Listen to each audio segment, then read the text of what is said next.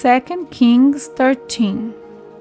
In the 23rd year of Judah's king Joash, son of Ahaziah, Jehoaz, son of Jehu, became king over Israel in Samaria. And he reigned 17 years. He did what was evil in the Lord's sight, and followed the signs that Jeroboam, son of Nebat, had caused Israel to commit. He did not turn away from them. So the Lord's anger burned against Israel, and he handed them over to King Hazael of Aram and to his son Ben-Hadad during their reigns. Then Jehoaz saw the Lord's favor, and the Lord heard him, for he saw the oppression the king of Aram inflicted on Israel. Therefore the Lord gave Israel a deliverer, and they escaped from the power of the Arameans. Then the people of Israel returned to their former way of life, but they didn't turn away from the sins that the house of Jeroboam had caused Israel to commit. Jehoaz continued them, and the Asherah pole also remained standing in Samaria. Jehoahaz did not have any army left, except for 50 horsemen, 10 chariots, and 10,000 foot soldiers, because the king of Aram had destroyed them, making them like dust of threshing. The rest of the events of Jehoahaz resigned along with all his accomplishments and his might are written in the historical record of Israel king. Jehoahaz rested with his ancestors, and he has buried in Samaria. His son Jehoash became king in his place. In the 37 years of Judah's king Joash, Jehoash, son of Jehoaz, became king over Israel in Samaria, and he reigned 16 years. He did what was evil in the Lord's sight. He did not turn away from his sins that Jeroboam, son of Nebat, had caused Israel to commit, but he continued them. The rest of the event of Jehoash reigns, among with all his accomplishments and the power he had to wage war against Judah, King Amaziah, were written in the historical records of Israel kings. Jehoash rested with his ancestors, and Jeroboam sat on his throne. Jehoash was buried in Samaria with the king of Israel. Then when Elisha became sick with the illness from which he died, King Jehoash of Israel went down and wept over him and said, my father, the chariot and horsemen of Israel." Elisha responded, "Get a bow and arrows." So he got a bow and arrows. Then Elisha said to the king of Israel, "Grasp the bow." So the king grasped it, and Elisha put his hand on the king's hand. Elisha said, "Open the east window." So he opened it. Elisha said, "Shoot." So he shot. Then Elisha said, "The Lord's arrow of victory, yes, the arrow of victory over Aram. You are to strike down the Aramites in Apec until you have put an end to them." Then Elisha said, take the arrows." So he took them. Then Elisha said to the king of Israel, "Strike the ground." So he struck the ground 3 times and stopped. Then the man of God was angry with him and said, "You should have struck the ground 5 or 6 times, when you would have struck down Aaron until you had put an end to them. But now you will strike them down. Aaron only 3 times." Then Elisha died and was buried. Now, Moabite raiders used to come into the land in the spring of the year. Once, as the Israelites were burying a man, suddenly they saw a raiding party, so they threw the man into Elisha's tomb. When he touched Elisha's bones, the man revived and stood up. That's amazing. King Ahasuerus of Aram opposed Israel throughout the reign of Jehoahaz, but the Lord was gracious to them, had compassion on them, and turned towards them because of his covenant with Abraham, Isaac, and Jacob. He was not willing to destroy them. Even now, he has not banished them from his presence. King Hazael of Aram died, and his son Ben-Hadad became king in his place. Then Jehoash, son of Jehoahaz, took back from Ben-Hadad, son of Hazael, the cities that Hazael had taken in war from Jehoash's father, Jehoahaz.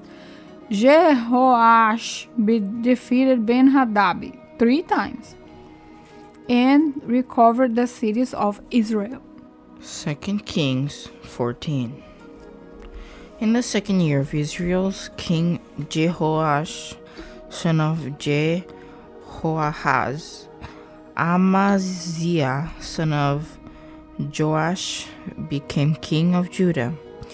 He was 25 years old when he became king, and he reigned 29 years in Jerusalem. His mother's name was Jehoadan. She was from Jerusalem. He did what was right in the Lord's sight, but not like his ancestor David. He did everything his father Joash had done. Yet the high places were not taken away. And the people continued sacrificing and burning incense on the high places. As soon as the king was firmly in his grasp, Amaziah killed his servant who had killed his father the king. However, he did not put the children of the killers to death, as it is written in the book of the law of Moses, where the Lord commanded, fathers are not to be put to death because the children are children of children, and children are not to be put to death because the fathers instead each one will be put to death for his own sin.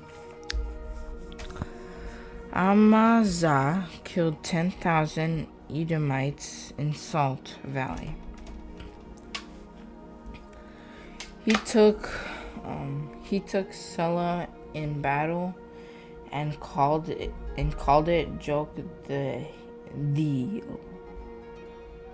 Joktheel, which is still its name today.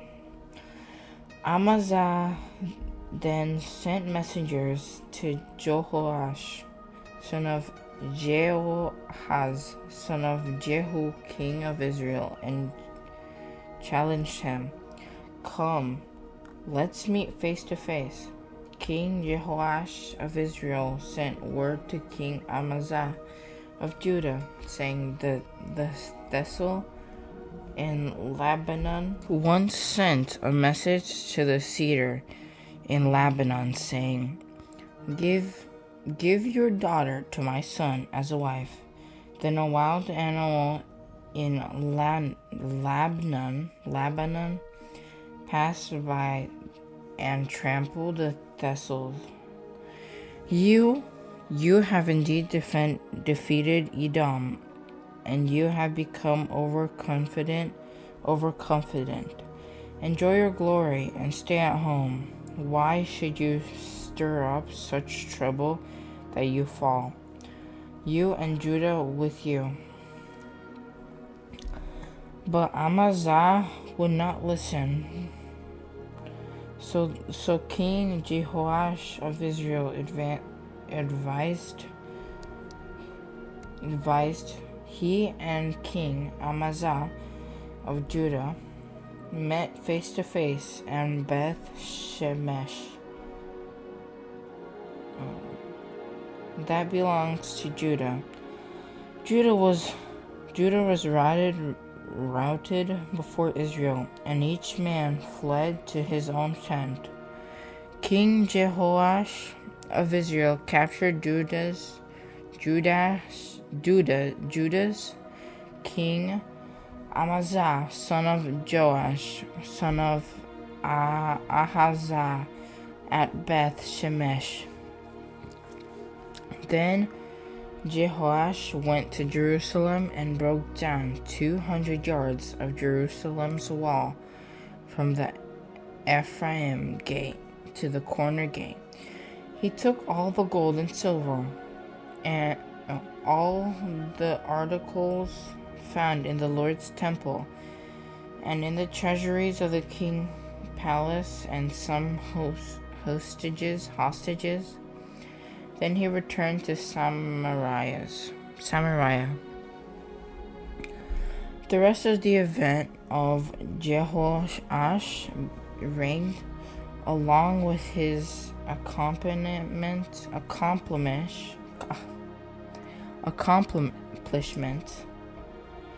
his might, and how he waged war against King Amaziah of Judah, are written in the historical records of Israel's kings. Jehoash rested with his ancestors, and he was buried in Samaria. With the king of Israel, his son Jeroboam became king in his place.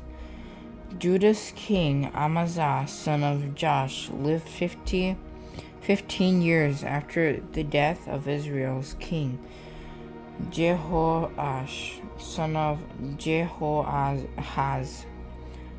The rest of the event of Amaziah's reign are written in the historical record of Judah's kings.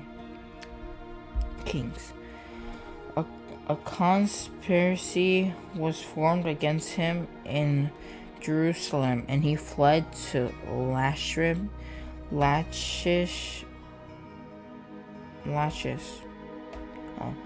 However, men were sent after him to Lachish, and they put him to death there. They carried him back on horses, and he was buried in Jerusalem with his ancestors in the city of David. Then all the people of Judah took Azariah, who was 16 years old, and made him king in the place of his father Amaziah. After Amaziah, the king rested with his ancestors. Azariah built Elath and restored it to Judah. In the 15th year of Judah's king Amaziah, son of Joash, Jeroboam, son of Jehoash, became king of Israel in Samaria, and he reigned 41 years. He did what was evil in the Lord's sight. He did not turn away from all the sins Jeroboam, son of Nebat, had cursed Israel to commit. He restored Israel's border from Lebo Hamath as far as the sea of the Arabah, according to the word of the Lord, the God of Israel, had spoken through his servant. The prophet Jonah, son of Amittai from Gath Hepher. For the Lord saw that the affliction of Israel was very bitter for both slaves and free people. There was no one to help Israel. The Lord had not said he would blot out the name of Israel under heaven. So he delivered them by the hand of Jeroboam, son of Jehoash. The rest of the event of Jeroboam's reign, along with all his accomplishments, the power he had waged war, and how he recovered for Israel Damascus and Hamath, which had belonged to Judah, are written in the historical records of Israel's kings. Jeroboam rested with his ancestors, the king of Israel. His son Zechariah became king in his place. 2 Kings 15. In the 27th year of Israel's king Jeroboam, Azariah, son of Amaziah, became king of Judah. He was 16 years old when he became king, and he reigned 52 years in Jerusalem. His mother's name was Jecholiah. She was from Jerusalem. Azariah did what was right in the Lord's sight, just as his father Amaziah had done. Yet the high places were not taken away. The people continued sacrificing and burning incense on the high places. The Lord afflicted the king, and he had serious skin disease until the day of his death. He lived in quarantine while Jotham, the king's son, was over the household, governing the people of the land. The rest of the events of Azariah's region, along with all his accomplishments, were written in the historical records of Judah's kings. Azariah rested with his ancestors, and was buried with his ancestors in the city of David. His son Jotham became king in his place. In the 38th year of Judah's king Azariah, Zechariah, son of Jeroboam, regained over Israel and Samaria over 6 months. He did what was evil in the Lord's sight, as his prosecutors had done. He did not turn away from the sins Jeroboam, son of Nebat, had caused Israel to commit. Shallum, son of Jabesh, conspired against Zechariah. He struck him down publicly, killed him, and became king in his place. As for the rest of the events of Zechariah's region, they are written in the historical records of Israel's kings. The word of the Lord that he spoke to Jehu was 4 generations of your sons will sit on the throne of Israel, and it was so. In the 39th year of Judah's king Uzzah, Shalaman, Shallum, son of Jabesh, became king. He regained in Sarimim a full month. Then Manahem, son of Gabi, came up from Tirzah to Samaria and struck down Shallum, son of Jabesh. There he killed him and became king in his place. As for the rest of the events of Shallum's region, along with the conspiracy that he formed, they are written in the historical record of Israel's kings. At the time, starting from Tirzah, Manahem attacked Tifach, all who were in it, and its territory, because they wouldn't surrender. He ripped open all the pomegranate pregnant women in the 39 years of Judah's kings. Azariah, Manam, son of Gabi, became king over Israel, and he regained 10 years in Samaria. He did what was evil in the Lord's sight throughout his region. He did not turn away from the sins Jeroboam, son of Nebat, hath caused Israel to commit. King Paul of Assyria invaded the land, so Manahem gave Paul 75,000 pounds of silver so that Paul would support him to strengthen his grasp on the kingdom. Then Manahem exceeded 20 ounces of silver from each of the prominent men of Israel to give to the king of Assyria. So the king of Assyria withdrew and did not stay in the land. The rest of the events of Manahem regions, along with all the accomplishments, are written in the historical records of Israel's kings.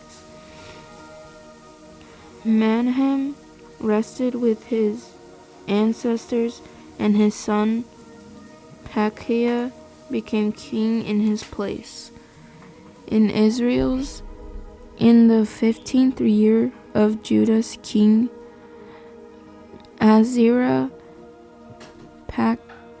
Pekahiah, son of Menahem, became king over Israel in Samaria, and he regained 2 years. He did what was evil in the Lord's sight, and did not turn away from his sins Jeroboam, son of Nebat, hath caused Israel to commit.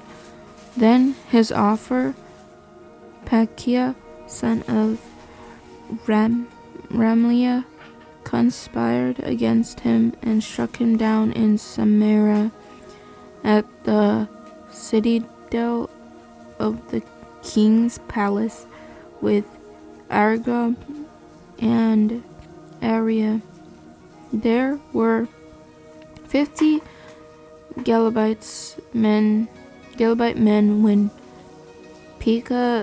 he killed Pekah and became king in his place. As for the rest of the events of Pekahiah's region, along with all his accomplishments, they are written in the historical records of Israel's kings.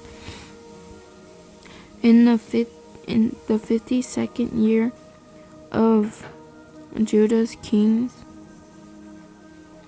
Azariah, Pekah, son of Ramaliah, became king over Israel in Samaria, and he regained 20 years, and He did what was evil in the Lord's sight. He did not turn away from the sins Jeroboam, son of Nebat, had caused Israel to commit. In the day of King Pekah of Israel, King Tiglath-Pileser of Assyria came and captured Ijon, Abel, Beth, Macha, Janoah, Kedesh, Hazor, Gilead, and Galilee, all the land of Naphtali, and deported the people to Assyria. When Hoshi, son of Elah, organized a conspiracy against Pekah, son of Remaliah, he attacked him, killed him, and became king in his place in the 20th year of Jotham, son of Uzzah. As for the rest of the events of Pekah's region, along with all his accomplishments, they are written in the historical records of Israel. In the 2nd year of Israel, King Pekah, son of Maliah, Jotham, son of Uzzah, became king of Judah. He was 25 years old when he became king, and he reigned 16 years in Jerusalem. His mother's name was Jerusha, daughter of Zadok.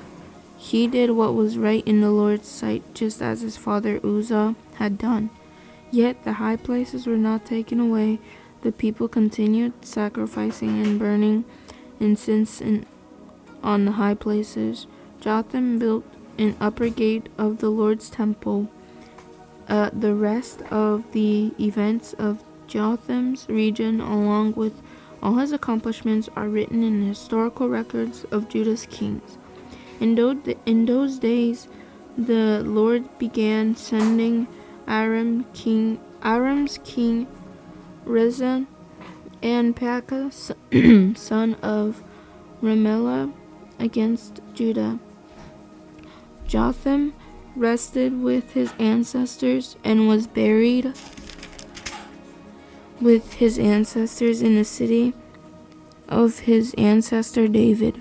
His son Ahaz became king in his place.